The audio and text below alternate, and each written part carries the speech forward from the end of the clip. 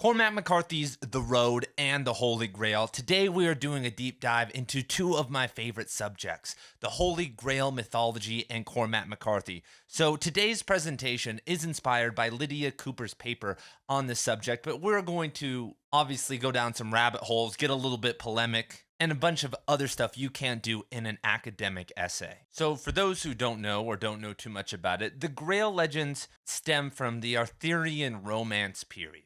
And one of the central symbols of that era is the Holy Grail, which is a totem for immortality, healing, spiritual enlightenment, and a bunch of other things depending on who you are reading. And the Grail motif is very popular because it has influenced Western consciousness so much. When we go and look at what the Grail and Arthurian romances were doing, they were actually a way to transmit occulted information in the Dark Age. Tyrannical Christianity was restricting most citizens from even becoming literate, and the literate citizens were restricted from exploring anything taboo. And so the idea of the Grail and the stories were actually a path to higher consciousness, as Carl Jung and Emma Jung, I think her name is, in their great analysis, and Mary Louise von Franz, in their great analysis of the Arthurian myth portray. And so one of the central ideas of the Holy Grail is the Fisher King. And I actually have like an hour and a half presentation on all of this. The video title is He Understanding Masculine Psychology. I do a full book breakdown on all this. I'll link that down below. But so there in the Grail myth, there's this idea that there is a king who has been wounded, usually a wound to the groin. And this idea was very popular back in the day because the health of the king usually meant the health of a kingdom. If you have a bad leader that is impotent or doesn't know what is going on, then it's going to turn out bad for your society. And this was an idea that stretched back for thousands of years. And the reason that this is important on like an archetypal level, and don't worry, we're going to get to the Road and Cormac McCarthy in a second, is because most of us, especially us men, men, women have different wounds, were wounded at some point during our adolescence. We had this major psychic wound because that's really when the Fisher King, in most accounts, gets his wound, whether it's a piece of food exploding and hurting him, or like he gets in a jousting competition with his shadow self and he kills the shadow, but he also becomes wounded. And when we have this trauma, especially these initial early traumas, we start to play out the wounded healer archetype, which basically states and embodies that we have to understand and transcend our own suffering before we can help others, and we have to confront our own problems. And most people don't like to do this. Most people love to give advice to everyone all the time, but they never really look within. And so in the Grail myth, we usually start with a knight named Percival, depending on what story you're doing, and he's trying to restore the kingdom for the Fisher King. And the way that he does this is through the Holy Grail. And like I said, if you want a much bigger breakdown that's like super sick, link down below. However, Cooper argues that the Road embodies these three motifs, that there is a knight who embarks on a journey to find a grail for the wounded king. And this is all in the name of a spiritual or moral renewal. And it's interesting because when we look at most of Cormac McCarthy's works, not all of them, but like the Border Trilogy and No Country for Old Men and Blood Meridian, aside from the few supernatural tendencies, McCarthy is a pretty realist writer. He really focuses on landscapes and somewhat creating this Gnostic wasteland similar to the barren wasteland of the Fisher King. But in general, unless you really are like into the meta McCarthy stuff, the postmodernism and a lot of that stuff, goes over most people's heads. However, in The Road, we have this huge apocalyptic vision and this environment, and that kind of sets the stage for literally the barren landscape motif. And Cooper argues to, I think, somewhat of a decent effect that post 9/11 America was a very different place. And McCarthy, being a new parent of a son who was very young and growing up in the post 9/11 world, must have been very shocked. When I look back on the decisions and what happened and how we pivoted as a country and really as an international community after 9/11, it's very scary and probably in a very negative direction. And in our very sterile world, that's what makes dystopian literature so effective, because even, I was not that old when 9/11 happened, but the world as I generally knew it, because my parents both had jobs and we were a stable middle upper class family, went pretty smoothly. Obviously, technology and the internet ruined a lot of that later on, but in general, you could be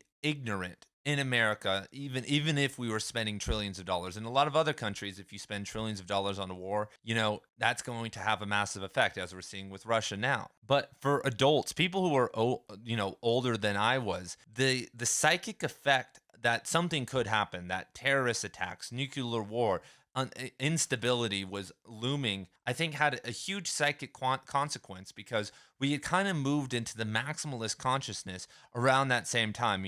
Just in terms of writing, we have Jonathan Franzen and David Foster Wallace and that whole crew starting to butt up and write, this very hardcore fiction, because the sedentariness and kind of the bliss of the 90s, moved us toward that. But what happened, not just to the maximalist writers types like McCarthy, but also the grunge people, is that they got too paranoid, they got in too deep. And when you compound that with 9/11, suddenly that whole base of the American dream slips away. And I think that's what McCarthy is playing with in his own psychic fears with this. So let's kind of get into the characters in the novel and the motifs that they are embodying. So we have the barren landscape. That's easy. And the boy, as we see behind us, we have the Grail, is really not just the Percival figure on a journey, but also the symbolic Grail. He embodies innocence, purity, and it's funny that he has those, and McCarthy speaks to like that being almost an innate human quality, because the world doesn't really have that. There's a bunch of cannibals around, his mom's committing suicide, and there's a lot of problems. And the children in this situation, in this world, are really the last hope for moral and spiritual redemption, because a lot of adults have had to deal with things, and not just in self-defense, but in their own minds, that have really screwed over their purity. However, the father is kind of the wounded healer. He is coughing up blood. He's getting older. He's having to carry a lot of the stuff, and he's dying. He is the guardian of the realm that has lost its vitality, especially in regards to his son viewing him. He is struggling to not just protect his son, but to find any place that there is a haven. In the Fisher King analysis, there is this idea, and a lot of the time, this Fisher King world is kind of this imaginary place. It's kind of this utopian place, this realm. It's not like he's a guy named, King John that's the Fisher King. It's really in our own consciousness. But embodied in this story, that's where they are going. They're trying to go to the beach because they know there'll be people, and they're trying to get south because it's going to be a lot warmer down there. What they are dealing with is very harsh winters, and hopefully in a different place, there is actually life growing and, people surviving. So the father is not just the Fisher, the Fisher King is getting worse and worse in his kingdom. The kingdom doesn't just get bad overnight. The moral and social fabric of a society, as we're seeing, with the United States and globally, doesn't just disappear. And if you just look through history overnight. But throughout the story, his cough is getting worse. He's getting weaker. And this shows that this is a quest that has a stake in it.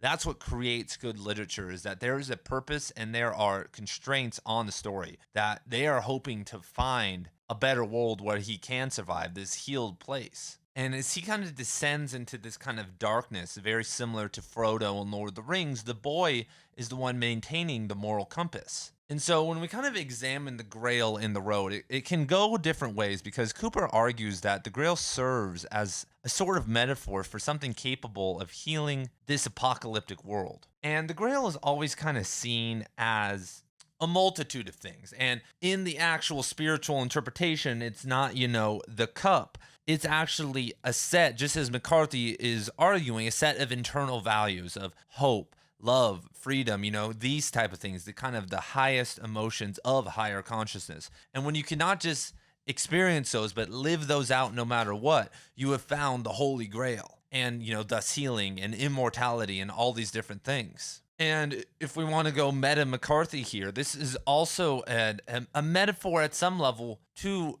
bibliotherapy. The father is telling the son throughout the novel these stories of this old world. And the story itself and what we are doing here is healing through literature. I believe, I know through my own personal experience that literature and reading has the ability to heal and raise you up into higher consciousness if, used correctly. And Cooper goes as far to saying that, the road as a book is the Holy Grail, this modern day Grail for us, the readers of Cormac McCarthy, because it asks us to move into the barren landscape of our future. It makes us question the ideas and scenarios in life that are most complex and scary to us. Your family being cannibalized, raped, like all these different things. It's very intense. And, most of us have a lot of moral ambiguities. Most of us, how would we react? Would we become cannibals? Because everyone would say, I want to do that. But then when you're in there, you obviously are going to. Like, how far are you willing to go to survive in a world like this? And I think these are questions that are very important, because most of the time, if you aren't like a piece of crap, you're like, you contemplate it. And then when the time comes, you step up. For a long time, when I was younger, I read a lot of more nihilistic or solipsistic literature, a lot of existentialism and all the atheists and like some of the darker stuff. And that kind of made me into a darker person, because the ideas I was confronting were sending me down that direction. But something like The Road, even though that it's terrible, it sends you toward the light. And I think that's what McCarthy does a lot with his works. People are always like, I say this all the time, people get mad. I'm like, Blood Meridian is honestly a novel it's an anti-violence novel, if not one of the greatest ones of all time, because McCarthy shows us how senseless and ridiculous the whole novel is. I mean, we have this raving madman, Judge Holden, that sometimes doesn't even make sense, and sometimes a lot of the people aren't taking him seriously, preaching Nietzschean ethics, and screwing up, messing, killing a bunch of brown people. It's honestly a massive critique of not just violence, but the people that enjoy that and like to engage in it. And that's just my opinion, but I think that's, when you read these books, that's what it catapults you toward. When I am visiting the sites for the Cormac McCarthy Substack, cormacmccarthy.substack.com, $5 a month for the Blood Meridian course, the Orchard Keeper course, soon to be the Outer Dark course, a bunch of different projects going on. When I am out there studying the Blood Meridian sites, I feel an overwhelming sense of dread and guilt, not like the guilt that we're supposed to feel, that like, liberals say that we need to feel. And I don't feel the redemption and the unattachment that the right feels about it all, but I feel as humans that we just have failed. That in the late 1860s, after Marx and Kant and Hegel and Schelling and Spinoza and Plato and all these different people who were all kind of dirtbags themselves, we still, as a society, couldn't figure out how to exist in a decent way. And not just as Americans, obviously the Mexica / the Aztecs, the indigenous people of Chihuahua, Sonora, and that whole region, and the Apaches, the Comanches, they had thousands of years of spiritual development out in the woods without that many pressures of like society and civilization. And they were still killing each other and being brutal to each other even before we got here. So it's really, and this, as The Road does too, it's really showing the failure of these things. And that's why McCarthy hides these elements within it. Is this book, novel, a holy grail metaphor that McCarthy was setting out to do? No. But I'm creating and crafting a video that was a request for the Cormac McCarthy Substack that is talking about Freemasonry in Blood Meridian. And McCarthy for sure embedded Freemasonic elements and Gnostic elements into Blood Meridian. There's a 0% chance that he didn't, because there are just like so many instances and like certain vernacular and language and ideas that are just too overt. But the Holy Grail stuff really isn't as direct in the story. But once again, as the Grail myths being one of the axiomatic, canonical, and probably underrated, underread elements of Western literature, it's going to appear, especially with someone who writes a couple million words in his career, over a million. Some of the motifs are bound to appear because they're just effective. So what did you guys think? If you guys would like to add anything about this or the Grail myth and any other Cormac McCarthy novels, like I said, I'd love to talk about this. I did a deeper analysis of this. Eventually, we're going to do a big breakdown of Carl Jung's ideas, or Emma Jung's and Marie Louise von Franz's ideas of the Grail myth. So stay tuned for that, and I will see you guys in the next video. Peace.